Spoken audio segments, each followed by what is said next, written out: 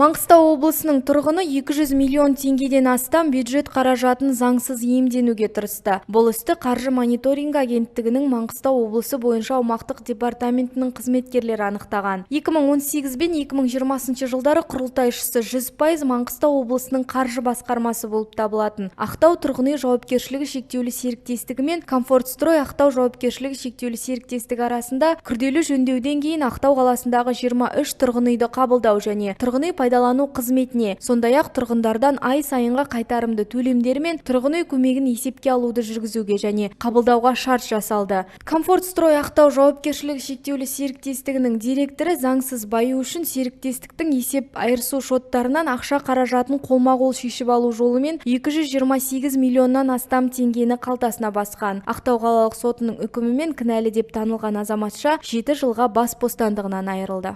Директор Комфортстрой Ақтау Коренеева с целью незаконного обогащения присвоила более 228 миллионов тенге путем снятия денежных средств с расчетных счетов товарищества. Приговором Ақтауского городского суда Коренеева осуждена к 7 годам лишения свободы.